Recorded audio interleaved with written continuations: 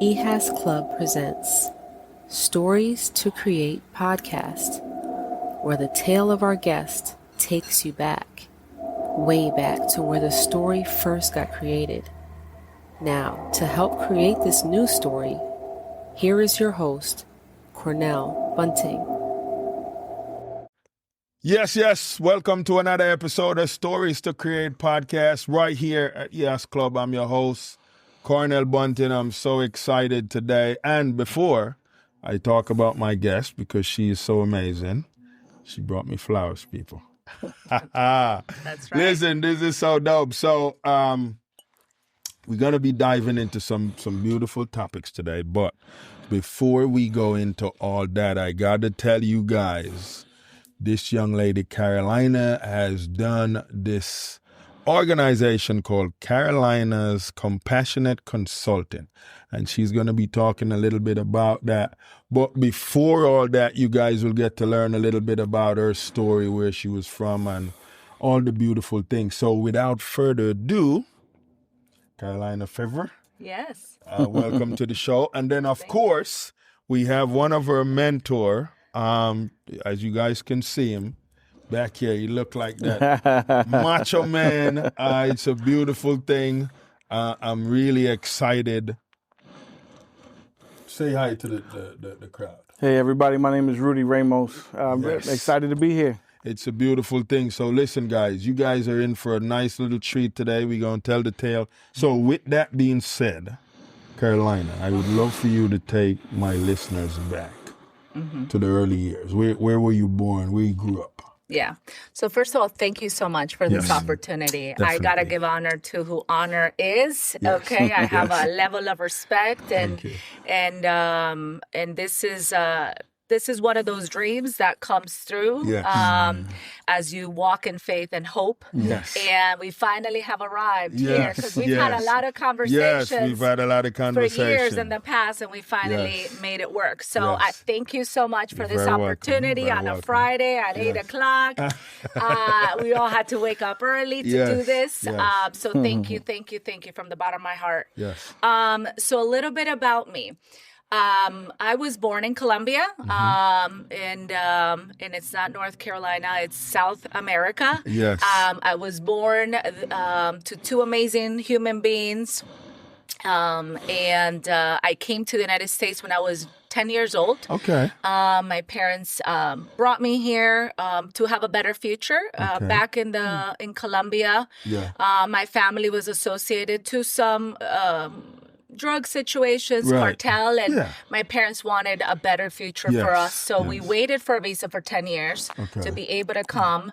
And that's kind of how the story unfolded. Yes. Right, as an immigrant Yes. with a lot of dreams Yes. of a better future with the land of honey. And we know we have to work hard for all the Right, things. So right, that's what right. I remember as a little girl coming Yes. to the States with that. Wow, that is beautiful. And so with that, we're going to have Carolina just stick a light little pin, and then we're going to tap in with Rudy in the back here just to tell you guys a little bit about where he's from and what it was looking like. Were you born here or you migrated here? No, so I was born in New York, Okay.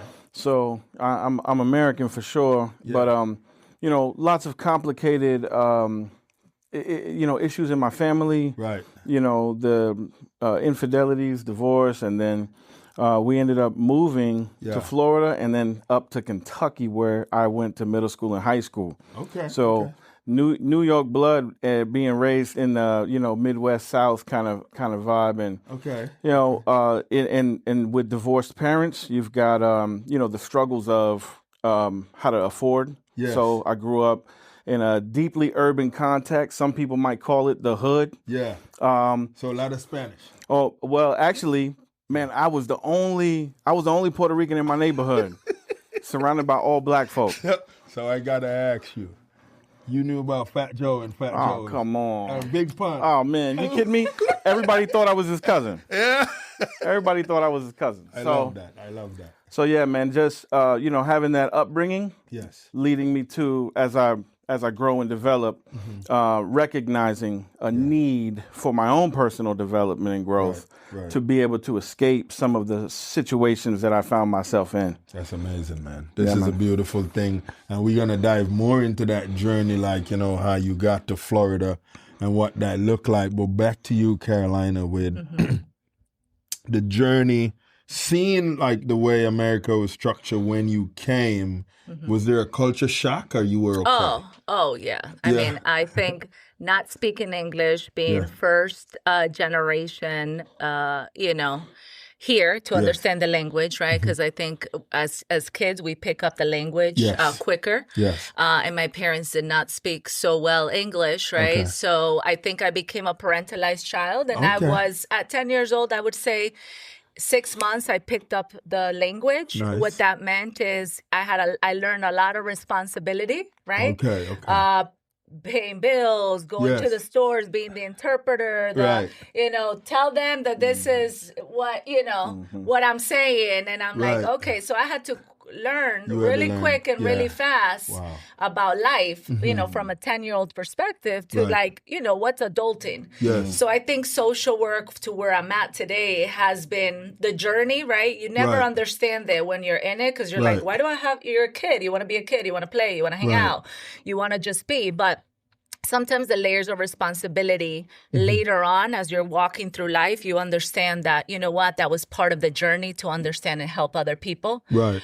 Which is the heartbeat of what I currently do now, in my practice. So a lot of your journey, because it seemed like you found medical at an early age. And you got into that field. Yes. So fast forward, I did dual enrollment. I was a nerd. I knew that my parents did housekeeping. And my mom always said, listen, if you came to this country, it's because you got to go to school. You got to get educated. You got to become somebody. Yes. You don't want to be cleaning toilets. Right. And they did that, at the Edison Mall. So she's like, you're going to school, whatever you got to do.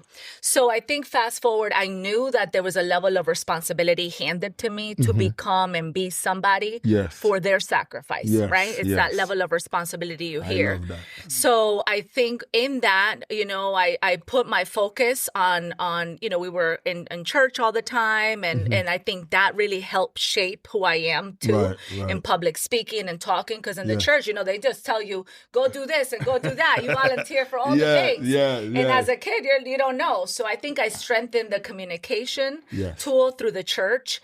And then I think education was also my forte to kind of bring my family out because I felt I had that responsibility of their sacrifice of bringing us here, leaving everything behind.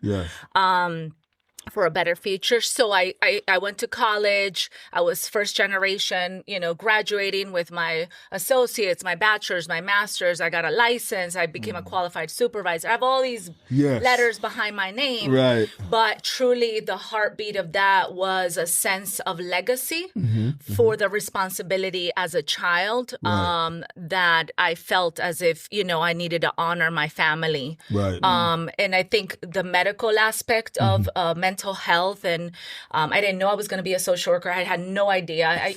Doctors, teachers, attorneys, but mental health in my culture, or I would have never chosen that. But I think that even God, in the midst of all that, connects you and brings you the people when you don't even know. This is true. And that's kind of how that happened. I was mentored, and somebody's like, you're a social worker, and I was like, I don't even know what that is. Right. My mentor currently, Yvette Galarza,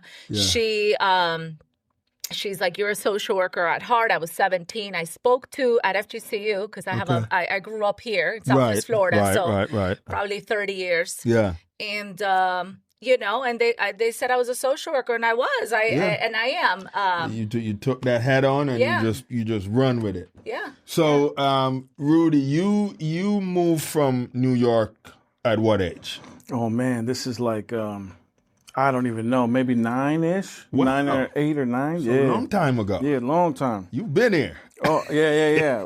Once I got to Kentucky, man, it was. So I consider Louisville like home. Okay. New York is definitely roots. All my family comes from there, outside of the island or other places. But yeah, Kentucky it feels like home. Yeah, long time. That's beautiful, man. And then, so because you got into ministry. That's right. Did you get into ministry there, or you got into ministry when you got here in Southwest Florida? So I felt drawn away from street life, just inappropriate, crime and things like that. As a teenager, right. I was drawn away from those things by the church, by engaging in scripture and trying to find God for myself. Right. And as soon as I got saved, which is around 99, I didn't go to college. I actually ended up signing a gospel record deal, I was a Christian rapper for several years. Okay. We traveled the world, all over America, sharing the gospel. Okay. And everywhere that we went, I found myself connected to pastors and engaging with pastors. And I realized like there was a calling for shepherding over my life. And so that's what thrust me into truly pursuing ministry as not just a vocation, but a lifestyle. Yeah. Wow. That's beautiful, man. We were talking earlier about, your upbringing early in New York there. And I know there was a time when Big Pun was like one of the biggest thing up there. And the Spanish culture is huge though. And I feel like that was huge in New York and what that looked like. How much of that influence you felt like had on a lot of the youths in the streets and stuff like that? Oh man. I mean, well, see, so, yes, we're talking about Latino culture for sure, but man, what we're really talking about is hip hop culture. Yes. Right. So hip hop was the influence.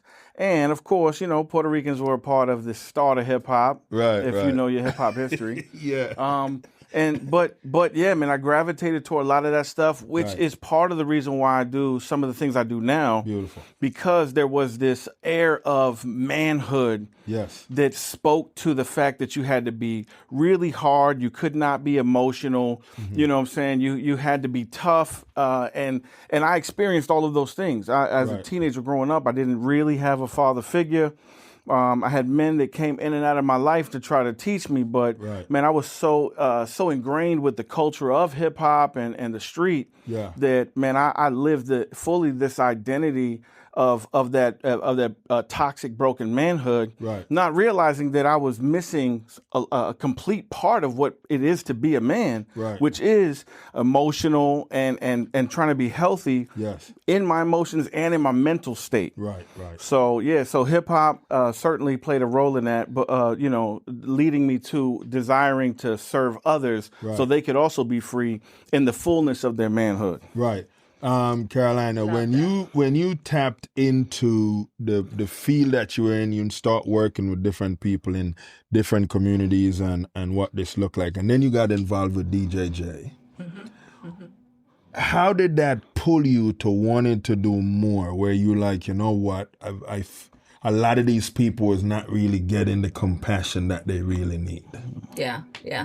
I think systems, right? There's layers of systems that sometimes are broken and people that are working it are doing the very best that they can.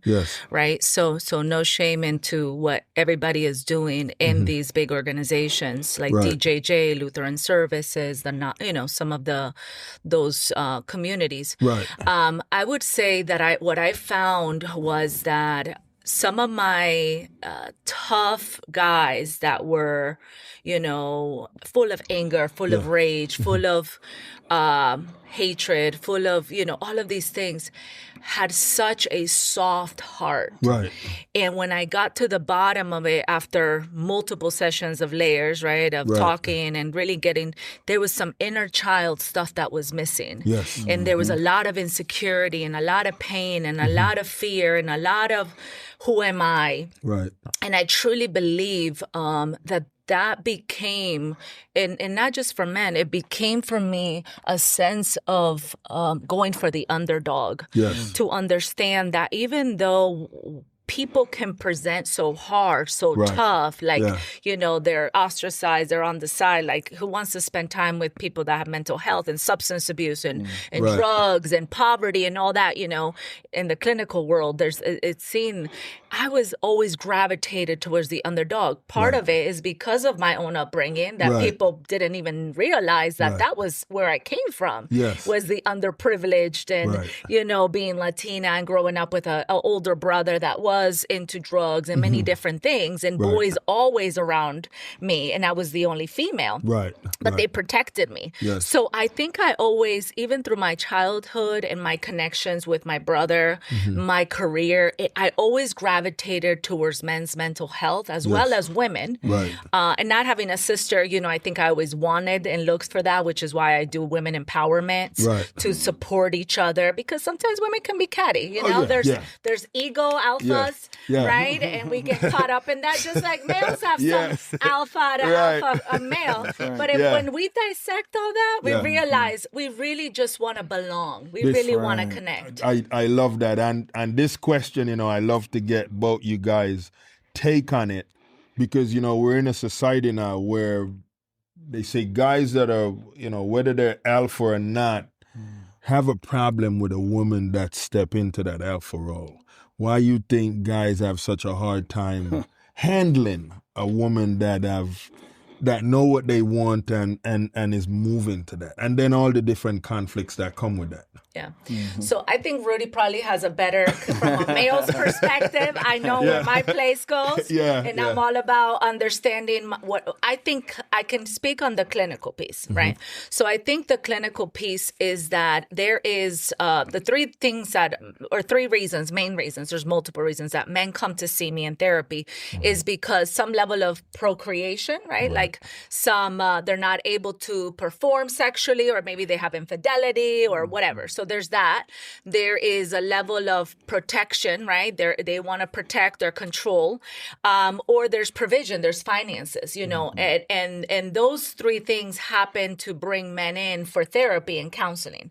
Why? Because they feel as if I'm not providing for my family, am I really a man? If I can't protect my family, am I really a man? If I can't have multiple partners, am I really a man? And this comes from layers of language and culture and social things that we've been taught and grown up in, that put man to be this. And I think part of your question is now females, right? Now that we've gone to the workplace, we're getting educated, we are sometimes making more money than the male, or we're getting all these additional degrees. There becomes this struggle of manhood and femalehood that is really, I don't know that it actually needs to occur, except that there's levels of insecurity from both sides, right? From the female side of, don't tell me what to do because I'm providing for myself, right? I have a degree, I have money, we're not in the traditional roles. And then I think for the male perspective, if they're not providing because they don't have education, or there is some financial struggle, then there's a level of they control a different way, right? So the alpha and the alpha, two strong people, if they truly came together to communicate and understand, listen, I got you. Today I'm down and you're up and I need that. And we're vulnerable enough to talk about that. I think that's why the men's group is so valuable to me, is to be able to understand that we all have a place where we truly belong. And once we know that we belong, then we don't have to have these other things that keep us away from really communicating and talking about, no, I'm just angry and upset because I'm struggling in my business, or I'm not making money, or, I'm having a hard time. So I think that there's a level of vulnerability that if women, we allowed our shield to go down versus creating this defense and attack towards the males. And if the males were able to understand that it's okay that I don't have to have it all together, and that I have a partner that's not going to point the finger, but that's going to join forces together. And if we need to make peanut butter jelly sandwiches or rice and beans today, that's what we got to do. Or if you're going to take me to Outback and Capita Grill, I'm also okay. But I think there's a layers of all that. This is beautiful. And as you guys can see, we just had a young man step into the frame that you guys will get to meet here shortly. So I'm really excited that he made it. Car got him here. Your timing was impeccable. So it's beautiful. And, as you ladies are listening, I know you can tell that Carolina has literally developed a mindset already that she's more developed, where she understands when to step back and when to do all that. But before I do any more talking, Rudy, what was your take on that? And then from your perspective, where we heading right now? Yeah, so like, I think that when you're engaged in relationship with someone else, there are some expectations that you may have of what that's going to look like. But if you find yourself intimidated by a woman who is handling her business, whether she's doing that out of confidence and clarity, or if she's doing that out of a need for survival, either way it goes, do you know yourself? Right. Do you know who you are? Right.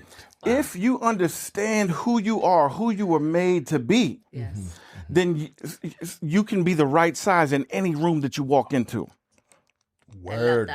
You can be the. What happens? That's right. Yeah. What happens is that you walk into a room where everybody in your mind is bigger than you. Right. Right. So you're either going to enter that room very small because you want to hide in the back because you don't feel adequate. You're not confident that you have anything to contribute. Or you might walk into a room being extra big, like, yo, hey, what's happening, everybody? I'm here. Because you need to present big in order to assert yourself. And this happens in relationship. But if you do the work to understand who you are, that you are a human being with limitations, that you are human, it is a part of us to be needy. It is a part of us to be emotional and be able to express what we're feeling, where we are, and in relationship. Man, how important is that? Because guess what? These ladies aren't mind readers. So brothers, if we are not communicating clearly what we're feeling, even to confess. Hey, I have a little shame because you make more money than me. Come on. What a great conversation to have. Come on. Right? But to be angry enough for yourself, passionate enough for yourself, to be confident in the relationship, but also to pursue more and to grow. I think that if a brother has an issue with a young lady who presents herself as accomplished, and there's a lot of culture that's saying, nah, brother, you got to put her in a place. Your resources are bad and toxic. And you've got to do the work on your side of the street to be confident enough and to be whole, to be a whole man, to bring what you do have. And if you guys are a good fit, then you can move forward together and produce. I love that. And you guys hear that? Terrible advice. Don't take that advice and go try to, because they get physical with a woman sometimes. And I don't even look at that as anger. Oftentimes, if I hear about a brother that just loses it and is yelling all the time and expressing in a physical way, you're not just angry, brother. You're afraid. She has intimidated you. Now you're responding in rage, which is anger and fear together. You're scared. So now you're asserting yourself large. Man, hey, you need to step away. Step away, because you're not, and that's not manhood. No part of that is manhood. I love that. Now, Carolina, you have this counseling organization. I love it. That was dope. I gotta get that was dope. That was dope. I couldn't say that better. You guys heard all of them gems right there. You hear that? We can listen, and we don't even want him to drop the mic. We got right. These are some nuggets. Yes, it's beautiful nuggets. Now, with the mentoring stuff that you do, that component of. Because you got something big coming up tomorrow. Yes. And, please come and join us. We're gonna touch on that more. But what I want to do now, just to introduce everyone to the young man that is here right now, who is a friend, who is my friend's son. So this is so dope, so dope. So it's a beautiful thing. I would love for you just to say hi to everyone. Introduce yourself. Well, I got my family. Hi. It's Charlton here. It's Charlton right there. So, Dinny's son, Dinny's first son right there. So, yeah, man. There you go. Right there, baby. So, your camera there as well. So, yeah, this is Dinny's son. That's for you guys that don't, well, most of them know Dinny anyway. So of course. It's a beautiful thing. She's a community. Yes. chain breaker with physical health, medical, So when I learned that you're working with them, I was really excited to hear that, because, and I tell people, I said, listen, we need more of us to be out here to work with a lot of these younger, the future. Our future. Yes. We can't look at it no other way, because a lot of the older generation, we tend to try to hold on to. Oh, yeah. Like we're going to be running this for a long time. No, we get scared. We're going to live forever, but we ain't. We got to get these guys right so they come and run stuff, That's right. But what is the journey like? So, first, I would love for you to just take the listener to when you first met, and then what was that interaction like, and what that looked like? Well, I would say this. I have been practicing in the Southwest Florida community for 20 years, and I've done a lot of different types of works for nonprofit. I worked in ICU and trauma, loss and grief. In 2020, COVID happened, and a lot of people had a big realization of like, oh my God, is this our life, right? And I think finally everybody that had some level of mental health came together and was like, we're all scared to die. We're all scared. What is this? What is this COVID? That means we're going to die. We can't connect. We got to mask up. Like, I can't touch you. So that was the revelation of Carolina's compassionate counseling. That was the birthing of the practice, right? And there was very specific things of the vision that I truly believe is not my vision, is God ordained, is God delivered to me. Because finally I paused and he said, peace in your mind. Balance in your body and healing in your spirit. I think as clinicians and people in the medical world, sometimes we just think about the mind. Oh, they're just sick and their mental health, give them a pill or do therapy. And we forget the body. We forget to exercise. We forget to eat right. We forget to take our meds. We forget to, honor the temple, right?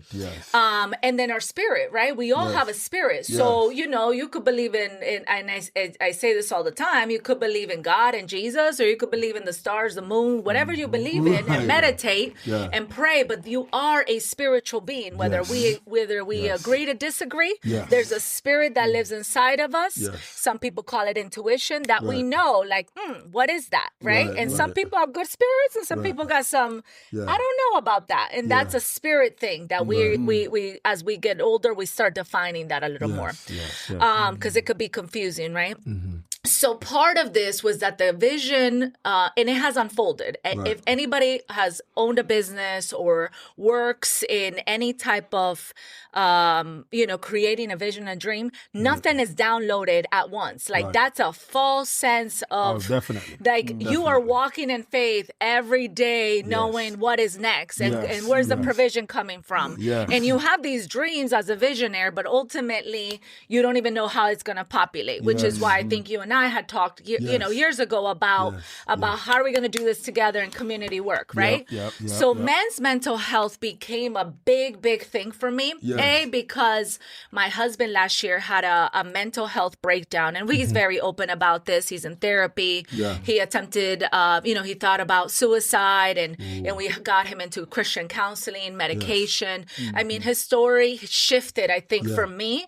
And so it's personal. It's personal about, here I am serving all of these people, doing all these amazing things. And here at home, I'm coming back home to somebody that's mentally ill. And everybody's like, oh, you're changing the world. But they don't know on the back scene with my partner what's going on. And I'm giving it to the Lord going, Jesus, how am I going to carry this? Because that's a lot to carry over 700 patients, create a new business. I am not a business owner in my mind. I just have a dream. And I'm coming back home to a little girl, to my husband that had this, right? And so I think the element, and if we could be raw, let's be raw, right? That became the catalyst to saying, wow, maybe I'm missing it in my own household, right? We've done individual therapy, couples therapy, but I realized there's a mental health for men that I may be missing. Here I am serving out in the community, and people are healing and changing, and what's happening in my house? So that truly became, and I reached out to Rudy. I met Rudy, and I said, Rudy, we talked about doing some men's group, and it didn't unfold because the dreams, and we need to tell this generation the truth. truth. Yes. The dreams, just because you got the dream, it doesn't mean tomorrow it's happening. The dream takes time to develop, just like pregnancy. You first have to believe it, receive it, grow it, 6 months, 9 months, a year, and then it, boom, develops. And it's unexpected, which is why this is all happening. Oh, definitely. Right? Yes. August of 25, when I had met you 2 years ago. Right. So our first launch for men's mental health group, I had wanted this like 2 years ago, but I wasn't ready. And my men wasn't ready, and all the my other man wasn't ready, and you know what? There was other things that needed to work themselves out. The structure needed to get right. And finally alignment, which is why you gotta trust the process. You have to trust the process. If you go 10 steps ahead, you fall on your face. When you trust God and you trust His divine timing, provision comes. And I'm not there yet, okay? I'm not like, we got maybe 5 men signed up, and my dream is to get 25 men. But I'm not going to stop because I don't have it all together. I do my part, and I pray that you're helping me to do the part, and we can communicate this to our Southwest Florida community, and that we're able to see the fruit of coming together from brotherhood. So, and I know you guys are going to be upset with me, but this was going to happen. I am going to bring her back because there is so much more we got to unfold. But we are in like the last 10 minutes of the show right now. You guys, I know some of you guys want to come in, and I'm seeing the request for a co-host. Listen, you guys going to get to ask questions. You're going to talk with her. It's not just coming from me. She can confirm it. You will be back on the show. And she's going to come back, guys. I promise you guys. I know we're leaving you guys with a cliffhanger right now, but what I would like for you to do real quick, talk to them about the event that's going to be popping off tomorrow. Yes. What that's going to look like, what they can expect.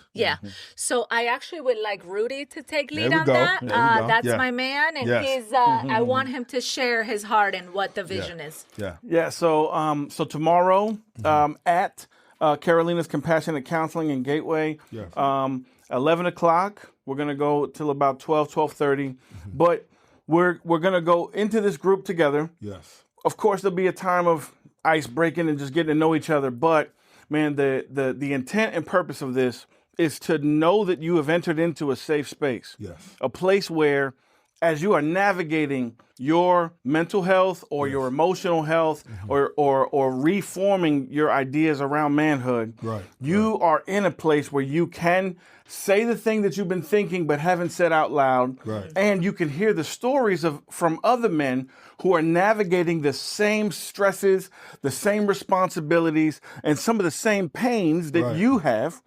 And then for us to come around those together to begin seeing what does it look like to forge forward in a path where we can become healthier in our minds, much healthier in our understanding of emotions, but overall healthier as a full and holistic, a whole man, right? So in this space, there will be conversations. Man, this is a place where you can tell the truth, where you can be honest and not have to be worried about the judgment, because you're in a room of like-minded people who are going to come around you to give the advice, even the challenge to push against some of the cultural mindset or some of the upbringing. And let's go deep so that we can find healing, restoration, and then grow. I love that. That's going to be amazing. For a lot of individuals right now that is trying to figure out how can they get involved, what could that look like? So we have a website, and we can tag this here, Carolina's Compassionate Counseling. You can also email us or call us at 239-645-3866, and we can put all these links as well. We can tag all our information. The service fee is $45 because we're including, obviously, we want to honor the time time that the guys are doing. Yep. And we're here to be open, to connect, and to see truly what God and what this group is going to unfold. The beautiful thing about groups is that they kind of come up with their own identity. I may have a dream and a vision, but the group identity will kind of come about. And I'm very excited that Josh is a young man that is also serving, and I have a dream for him and together, because he's going to be doing legacy building, right? Beautiful. Listen,